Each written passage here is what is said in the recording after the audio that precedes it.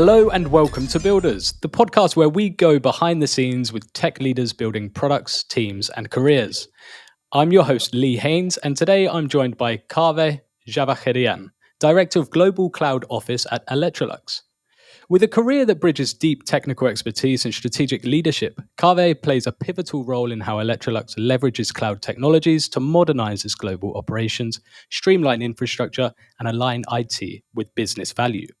We'll explore his journey from engineer to executive, the challenges of building for scale across regions, and what it takes to lead with both precision and empathy in a highly complex environment. Kaveh, welcome to the podcast. Real pleasure to have you with us. Thanks a lot. Hearing that gives me such a energy boost and confidence boost. Thanks. Well, let's hope that energy can take you through this episode. I'm sure it will. But let's get started. We've got lots to talk about. Let's start with your journey, your story. Can you tell us a bit about your background and how you got into tech? Yeah. So, growing up, basically, some of the main purpose of my goal was not to get into tech. I was actually, when I had arguments with my dad, I always told him that I won't invite him to the Nobel dinner, me winning the physics prize. That was mainly my goal. But then when we moved to Sweden, 1986 from Iran, I was 13 years old. Then we bought the first Amiga 500. Okay. Let's see if the audience remember that.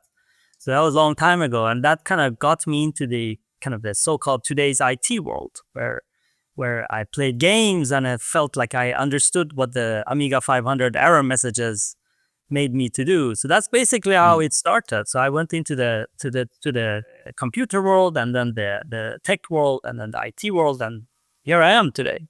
So that's basically the quick overview. Mm-hmm. And you're currently Director of Global Cloud Office at Electrolux. What does that role actually look like day to day? Yeah, so sometimes somebody said that 90% of the thoughts that you have today are the same as yesterday, but it doesn't feel like that when I'm actually working, because between days, a lot of things happen. But mainly, depending on the organizations, of course, but we at Electrolux and Cloud, we have had quite a long journey. So it's not about evangelizing the cloud, because it is there, but it is a lot about streamlining the processes, making it more enterprise than what it was yesterday, and then the day before yesterday, etc., etc. So it's all about that. It's about enablement. It's about coaching. It's about developing, but also having that strategic forward-looking plan to see what else should we do, because cloud is, of course, evolving extremely fast. Right. Anybody looking at the latest tech messages from any cloud service providers, you would see a lot of things happening.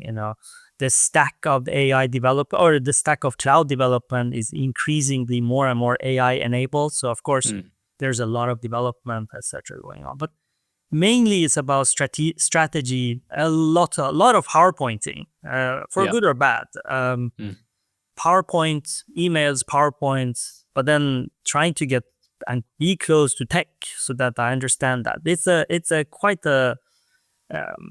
It's quite hard, I would say. However, it could be done by anyone, I would also say. So that's basically where I would say my day-to-day is.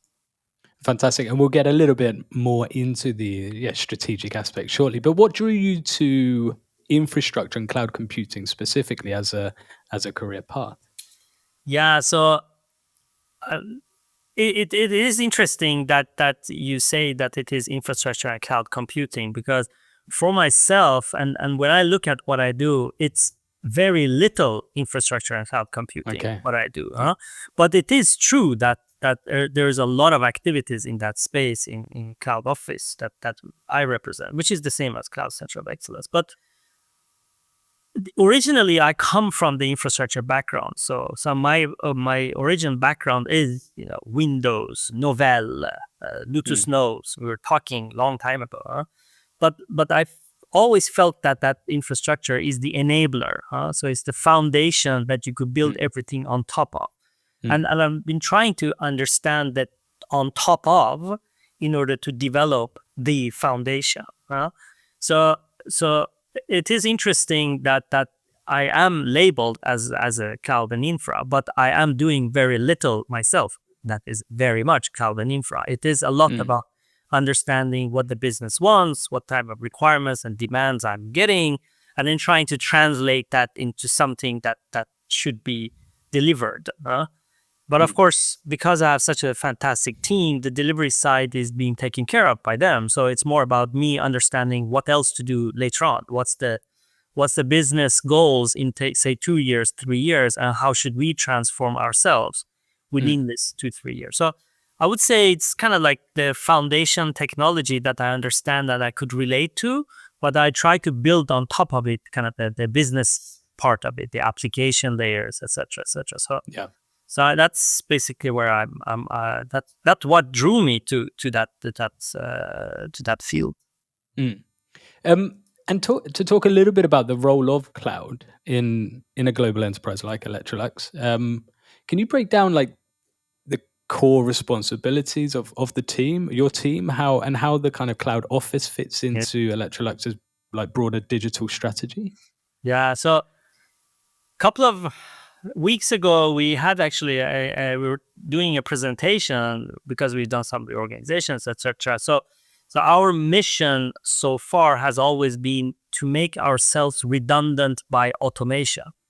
And one of the leaders or executive were saying that, oh, maybe that doesn't sound good because like in the times of cost cutting, it sounds like you want to cost cut yourself out of the equation. But it is really that our intention with ourselves, the kind of like raison d'etre of why we are here is about creating an environment outside of our group so that the cloud is used in a correct way. And of course, because of the development that is going on, then of course we will never be. We are inevitable, as it is said in some of the Marvel movies. We will always be there because we always need to do more and for the future, prepare for the future. And also continuous evangelizing and spreading the word of cloud, the use of cloud, etc. in the organization. So it changes. In the beginning, it was a lot about tech.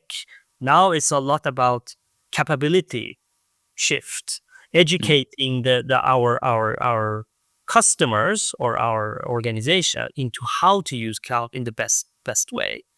So I would say that that's basically what our cloud office is. Our cloud office is to make sure that the cloud is used correctly, it is governed, it is matured, it is secured, but also that it provides that flexibility so that people actually would like to develop stuff in a correct way. So that would be the reason why we are there. That's the reason why we have the mandate that we have.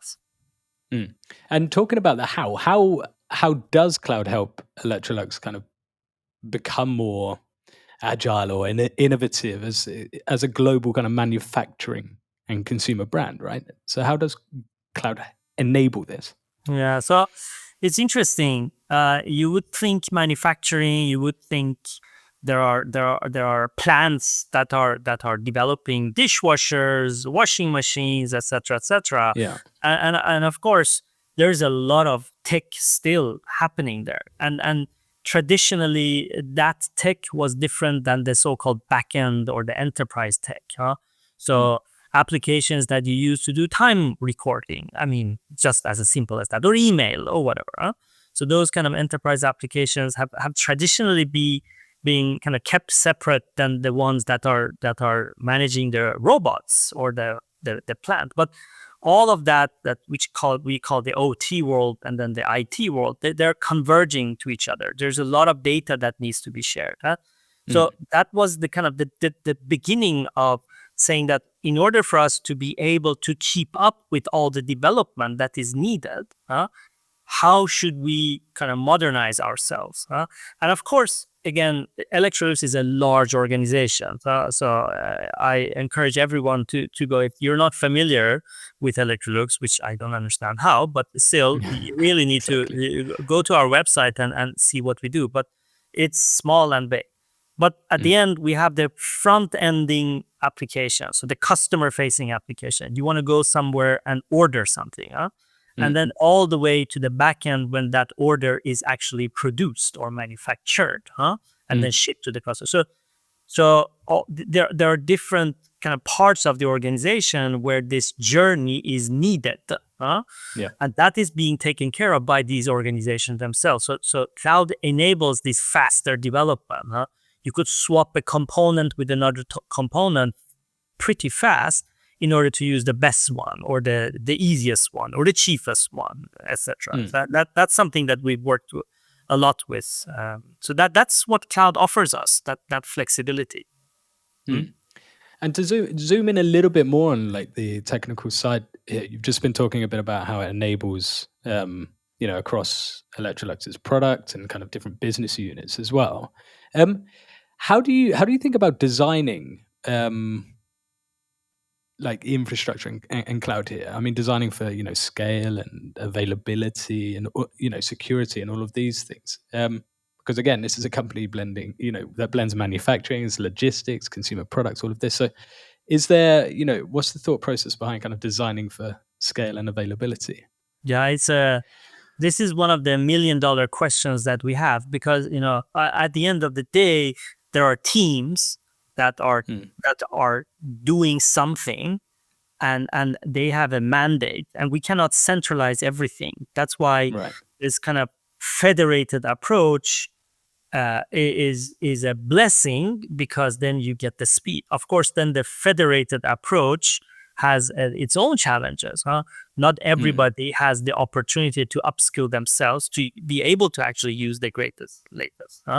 But then at the end, the scaling part comes into creating that type of guardrails so that one could play within that guardrail with a limited blast area if something happens. But at the end, even if your application, say from a security perspective, does not affect another application, because say you've done a bad application development, you get hacked. But it's still something that has to be realized, that there is a reputation part within the outside organization of Electrolux, even if it's one server or one application, the smallest application that it. So the scaling part is about creating that kind of environment that you could test, you could play around, limit your blast area, but at the same time making sure that you don't go well outside that kind of regulations or the policies, etc. So it is a very, very challenging area where you need to create that balance. You have teams that have zero knowledge, that they want to get slowly into that. You have teams that have complete dependency on, say, third parties.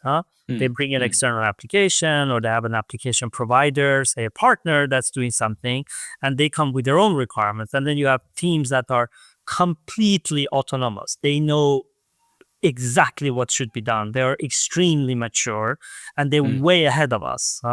So we actually look at them to see what type of greatest, best technology they're using, and see, could that become something that is standardized, or making that application or that design a common across the organization. So it starts with unique, and then you go to common, and then we could provide that. So it is a challenging area where we make this enterprise ready. How do you do that? So there is no silver bullet for this one. No, and I think it got me thinking about how you can. I think when it comes to infrastructure and, well, I mean, cloud more generally, you can look at it as like, I think a lot of people mention looking at it as like a journey between, I think, these kind of business terms of like infrastructure as a service and platform as a service, and it's kind of full platform engineering maturity, right? Where you maybe start somewhere because it's super flexible in the early days, you move on to another one, and then ultimately for kind of speed and velocity and everything, you kind of end up with this full platform that you use for your own purposes, essentially. But what's that kind of journey, if you call it a journey? What's it look like for your team at Electrolux? If you're able to talk a bit about that. No, it's interesting because my team, if we look at the background of my team, it started with people coming from the core old infra delivery. We're talking Wintel, we're talking AIX, Unix, that type of people. But I think we will touch a bit later about kind of like per people development. I would like to, but since we come from there, so we have been very strong on that. But this is where the right people are needed, because the whole idea is to not be stuck in the old way of working. Actually question your old way of working and say that, okay, just because this new area, say infrastructure as a service, is close to my previous role, is that it? What's the next one? And that's the kind of the mindset that is important, because it doesn't end there, huh? So coming from an infra delivery, the core so-called old infra delivery, the next version is coding. So we see, as an example, in our organization, or in my team specifically, that we're moving more and more into coders being needed, even for delivering the so-called the infra level, rather than people that are familiar with clicking in, say, a portal or a dashboard or a vCenter, whatever, in order to administer or develop or deploy something. So that is a major shift that our team is undertaking, and we're going through it ourselves. And like I was listening to Microsoft Build last week, and then I felt like a dinosaur. There is so much development. Of course, it's built, so there's so much development and development assistance going on. But that's the reality. So my team's development has been a lot from that angle as well. So of course, the new talents that we bring in, they bring that kind of naturally and natively with them, and that's a blessing for everybody in the team. Yeah, and we will talk a little bit about talent and bringing new people in very shortly. But before we do, I'd like to get your take, your insights on leadership and kind of stakeholder navigation, essentially. So before taking on like leadership roles, you've had this a strong technical foundation, right? How's that shaped your leadership style in general? It's like a double-edged sword, because as you mature and you become a leader, regardless of the hierarchy within the organization, because even engineer could be a leader. So if we think about that, still the requirement and the demand on you is to kind of mature and develop your own style depending on who you talk to. And being a tech or coming from tech, it is about finding the balance of how much information or data are you gathering for yourself in order to be able to kind of tailor the message to someone that is a bit less tech. And that is a challenge. I constantly myself kind of get awake sometimes by somebody nodding or somebody just dozing off when I'm talking, because of course it's easy to talk tech if you come from tech. At the same time, you really need to appreciate the recipient of the message that you have, or the communication you have, where they are not tech. You need to find that balance, and there is, again, that's another one where it's only about maturity, it's only about experience, it's only about exposure, risk taking, etc., so that you could tailor the message. But as I said in the beginning, I myself find myself in many times where I get too tech, sitting in a discussion with, say, our CIOs. Then there are some CIOs that are coming from tech, and there are some CIOs that are coming from the business side. How do you balance that? So sometimes I see some people nodding off, then of course then I know I'm maybe getting too much into how vCenter works, as an example, or how development is. So that's an area. Yeah, I think it's a super important area, right? Adapting that message to a non-technical audience. But like it's stakeholder management in general as well. What does that look like in an organization the size and, let's face it, complexity of Electrolux? Yeah. So I don't know. There's a famous old movie, Office Space, I think it was, when in the beginning somebody made a mistake and he corrected his mistake within 5 seconds. I think it was a cover sheet that he used a wrong template. And then Mm, after that, there were 10 people coming to him and telling him that there was a mistake. He should have looked at the communication that was done earlier with the template, mm, new template being introduced, etc., etc. And sometimes I feel like that as well. Stakeholder management is about being kind of like not shy, but at the mm, same time being thick enough so that when many people have different opinions, that you're able to cope with that. But stakeholder management is multidimensional. You need to, again, I talked about it earlier, but tailoring the message to the recipient, that mm, would be I would say, the major kind of perspective or principle one should use when doing stakeholder management. And you will never mm. do it perfectly, huh? There will No. always be someone that you missed. There will be always someone that you didn't even know, that you maybe consciously or unconsciously did a bad communication to. Always happen. So, Mm, but in our organization, the what is good is that most of the people that are in this in as that are stakeholders, they do realize that there is a lot going on. So it is, I wouldn't say uh, accepted, but it is understood that there are mm, challenges, huh? mm, And there's a lot of help. So I think the organization culture really contributes how stakeholder management is done. That mm, it's important. So organization culture, understanding that, then trying to see who the stakeholders are, how to communicate to stakeholders, map them, mm, etc.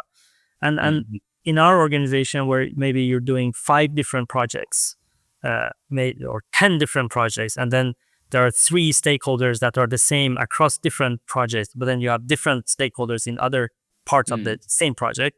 It's not an easy task. So No, you need to have that experience. no. No, very, very well put. It's not.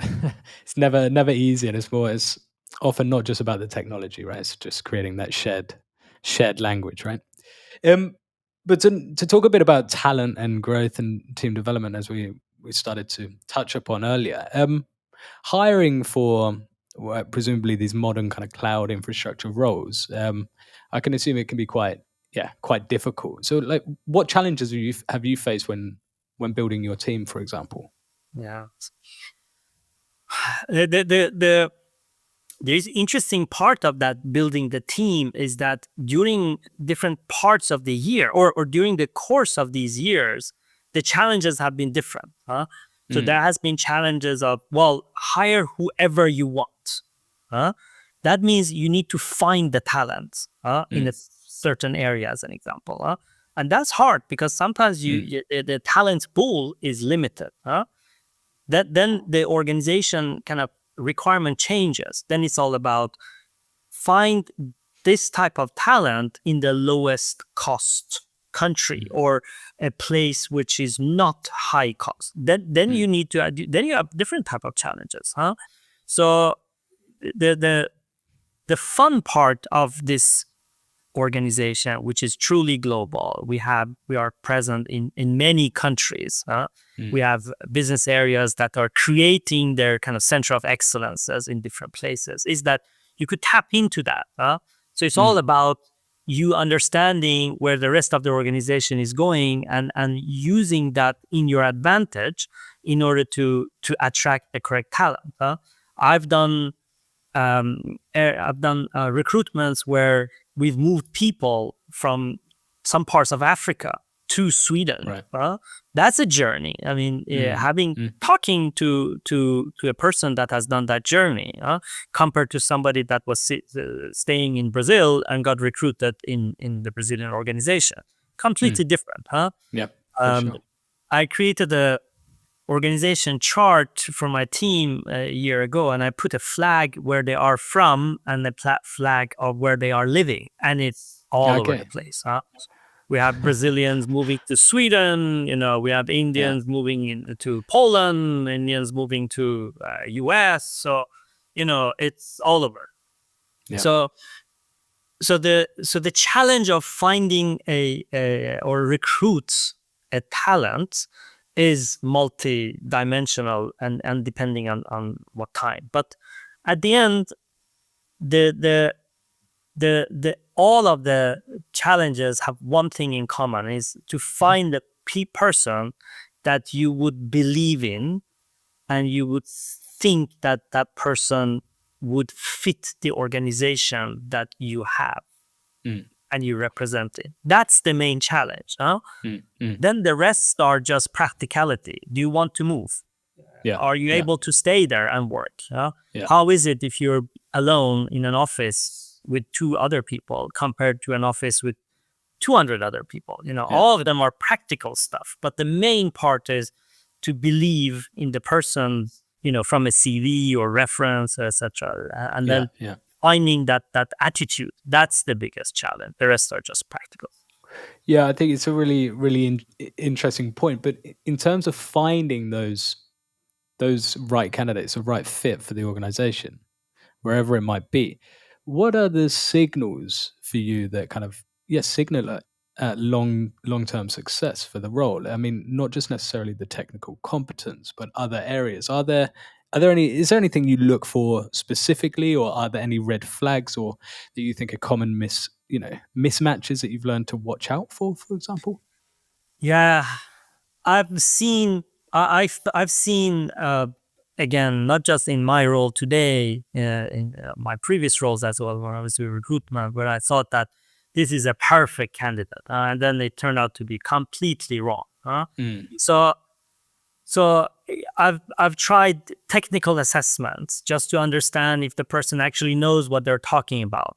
And then they come here and completely failure because we do things differently. As an example, it doesn't look like the theory that we were testing it. But at the end, I think what I'm looking for, it's really hard to maybe quantify it, but it's the spark in the eyes. And that comes from the dialogue. How curious are they? What type of questions they are asking? If the questions are majority on what's my day-to-day work, so that they really don't want to get out of that kind of that defined role. That's one thing. I wouldn't call it a red flag, because you might want somebody to be that person, but that gives you an attitude. That gives you some indication of what type of attitude that person has, compared to the fact that maybe the person has such a curious mindset. They start talking and asking questions. And again, even that doesn't mean that they are perfectly okay, because you have ChatGPT. Before a role, you could just ask ChatGPT, give me some strategic roles that questions that I'm gonna ask, and then it sounds perfect. But you still cannot do that so much about the spark in the eye. So if you see that spark in the eye, and you see that, this was an area where this person was suddenly shining, then you could see, is that an area where it is kind of equal to what I'm offering? Then the rest will come by itself. Again, I can't give that kind of more than this non-mathematic, non-scientific point of view here. No, I think it's a really good point. It makes me think a little bit of I think it was Google's. I think it was called Project Oxygen a while back, where they looked at these kind of predictors of success and how these technical skills predict success, but only up to a certain point. And then these qualities like communication and curiosity, they often differentiate the high performers in more complex environments. So, yeah, I think it's super interesting. But sorry, I mean, we have this show in Sweden, Married at First Sight, right? First Sight, exactly. And I mean, they have good scientific people that are evaluating and trying to mix them together. But I mean, the end result, it's actually worse than the average stats on how married, For how long people are how long they stay exactly. together. Yeah, So yeah. I wouldn't make it too scientific, because if you make it too scientific, maybe you lose that kind of the human Mm. aspect of that recruitment. So yeah. Yeah, yeah, very, very good comparison actually. Mm. Um, if you like looked at, you know, if you look at someone early in their career, um, what qualities do you look for that signal long term kind of leadership potential? Yeah. I think when you are, say, in the beginning of your career, normally that's somewhere around your 25-ish. Mm, Of course, there are people that completely switch. That happens as well. But mm, let's take the kind of the more representative person. Somebody 25 or 20 something. They've done some courses, being the university or not. Now they're into tech. Of course, that exposure to I want to be a line manager maybe is there, maybe is not there, but that doesn't mean that the person will become the executive or the CEO. Of course, mm, they could do that, but in the beginning, it's all about getting exposed to the kind of the lowest form of tech, coders, clickers or whatever. And I would say, at that point, curiosity. I touched mm, that earlier, but mm, a curious mind would lead you where you excel instead mm, of lead you to where you are forced to go, mm, because you have some sort of a maybe a cultural force, pressure, group pressure, family mm, pressure, that you have to be a line manager, as an example. mm, mm, By 27, you have to be a VP or CEO mm. of Ericsson. Lots of people come from that background, so that you Yeah. have to be this or you have to be that. But when you're 25, you don't know if it suits you. I love when Right. I hear, and in our organization, we have so many people that are fantastic people, and they say, I don't want to be a line manager. I'm Mm, perfectly okay where I am. I just want to do more of what I love to do, mm, mm. coder or whatever. Yeah. And I think that comes from a curious mind when you are young, and that will take you where you would like instead of where you're forced to go. So Mm, I would say the biggest thing that would help you is a curious mind. Just question, ask. mm, Um, Asking leads to answers that you might start thinking, saying, why is it like that? Yeah, maybe they've done this for 7 years. Somebody came up with that process, and now everything else has changed, but then they're just following that process because there is no one else questioning it. So, yeah. yeah, curious mind. That would be it, I would say. And what advice would you give to anyone looking to transition from, like you have, from technical roles into leadership, especially in these kind of large global environments like you're working in? Yeah. So again, this is my perspective. And again, different organizations, different cultures, even within subculture within organization might require other things. But Mm, I would say, don't lose the tech side of it. It doesn't need to be 99% of your time, but don't let it be 2%. Don't be one of those leaders that only listen to one source of truth, being whoever. It could be a partner, it could be your home partner. It could be a company that you have some insight into. You could have an advisor, or you just read one of the Swedish newspapers or any newspaper where they just talk very high level. Cloud is unsecure, and then you mm, think that, oh wow, cloud is unsecure. Then you don't know more. So don't lose your connection to tech, but if you want to transition to the leadership team, you have to realize that it is about bringing others into your journey.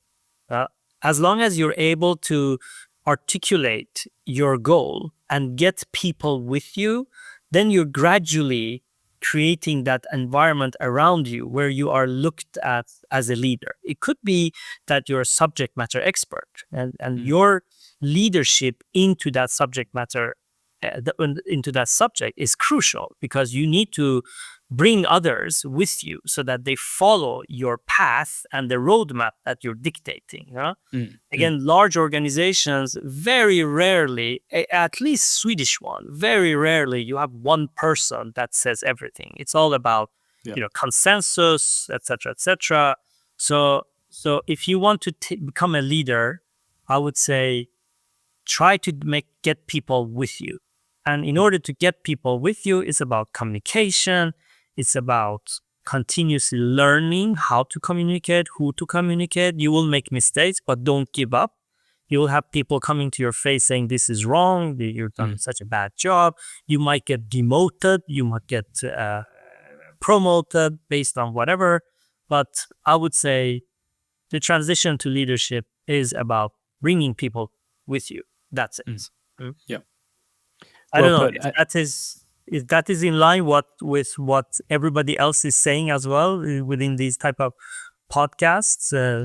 What do you say, Lee? No, I think much of it is in line, but it also doesn't need to be in line. I think what we want to hear is this kind of a wealth of or kind of a variety of views. So I think, but it's well put, I must say. But I'd also like to talk a little bit about sustainability and kind of tech's role, cloud's role in that. I can't talk to you from Electrolux without touching, briefly upon it, because Electrolux obviously has quite ambitious sustainability goals, right?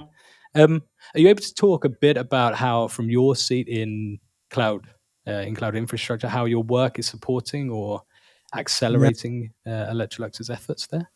Yeah, exactly. I think our previous CEO was in the one of the it was in the forefront on setting very ambitious goals when it comes to different levels of sustainability goals that we had.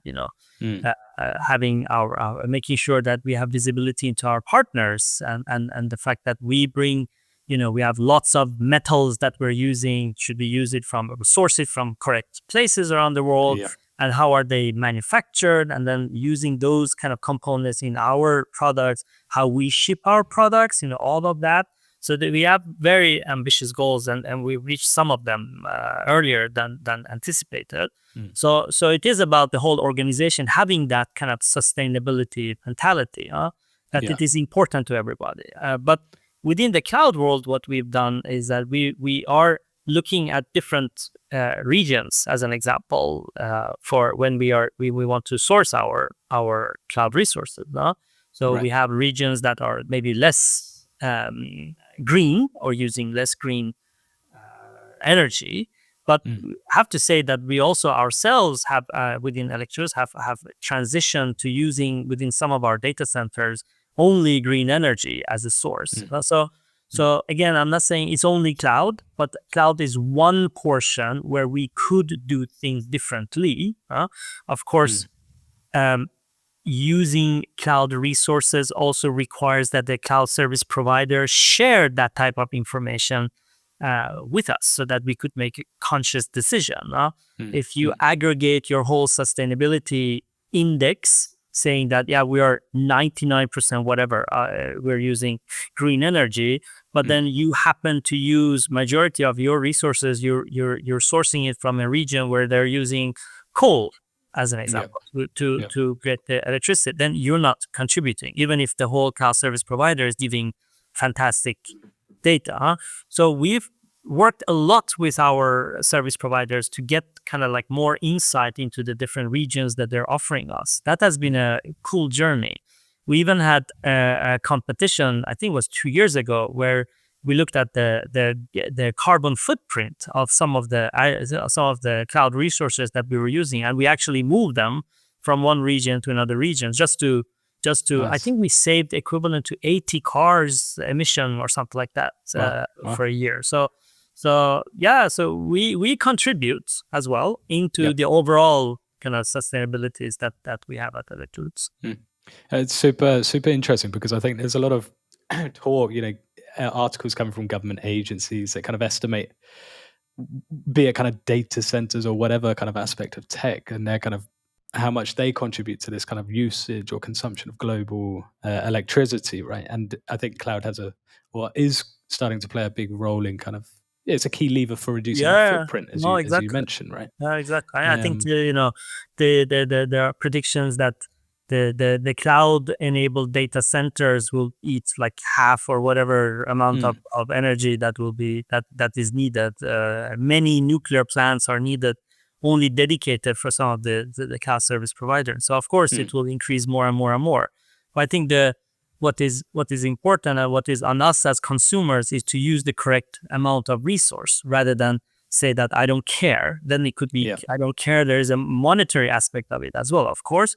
absolutely. But at the end, you really need to think: should I have this amount, this big amount, or a smaller amount, etc. to Mm. add the resources? Yeah. Looking ahead then, Kaveh, clouds moving really fast, just like a lot of different areas right now. I mean, you've got the AI workloads, edge computing, sovereign cloud, just to name a few kind of things here. But what trends or technologies are you most excited about right now? Yeah, I mean, it's easy to say AI. So Mm. everywhere as soon as you talk It's touching everything. anything, yeah, it touches everything. But the one that really I see a big trend is to enable or provide the in the hands of the end user. Then the end user could be whoever. It could be somebody who's application developer or somebody that's more into the low code, no code, or more into the business where they want to automate something or click something their way Mm, into the IT world. But the most important, I think, is that democratization that's happening. I see there's a huge push into making sure that whoever that's developing, and development could be anything from Excel, mm, working on that, developing a PowerPoint, all the way into coding. There's a lot of automation that's happening. There's a lot of mm, assistance that's happening, agents left and right mm, that are able to do stuff for you. I think that is a major shift that we all need to go through. mm, That is really change the way we are working within the next 3-4 years. mm, I know some enterprises are much more ahead of this. Some smaller companies, scale ups, etc., that startups, they are already embracing this, but that mm. it will go very fast. Yeah. I think that the whole agent based work that is being introduced wherever, again, application development, Excel working, creating PowerPoints or whatever, even answering your emails, that would radically change how Mm. things will be done very shortly. So we all need to embrace that and Yeah, I think download Visual Studio and start coding. yeah, I think yeah, for sure we need to embrace it. There's a Mm. no other way. But how are you kind of helping equip your team at Electrolux in this regard? Are you is it a matter of get your hands dirty, test these things out? Are there individuals who are kind of leading um, these areas that are Yeah, kind of helping inform or teach the others? Or yeah, no, it's a really good question because I was saying that in the beginning you need to start with yourself. mm, I was thinking, okay, if I would be a developer coming into organization, what would I do? mm, Where should I start? So it starts from that. The whole kind of developer experience, wherever that how technically that developer experience journey is. That's important, but we have at least within our organization, we have taken the very first steps into creating that kind of overall DevX journey. Again, mm, as I said in the beginning, that the development has been done extremely well by the different teams, but maybe the collaboration has not been there. So it's all mm, about creating an environment where you can share knowledge and you can say, oh, you know what, I did this as an example and I found this to be working in our mm, environment. Oh, can I reuse that in order to do something else? Again, yeah. it doesn't need to be actual code that you need to go to a repo and get that to work for you. We're talking about power automations as an example. Mm, I did mm, this. Oh, wow, did you do this agent? Maybe I could use that in my environment. Or you did this power app as an example. Or so all of this, I think, uh, it will never be one person or one team doing this and developing that. I think it's about creating an environment where it is accepted to make a mistake, but it's also accepted that you put aside some time and learn.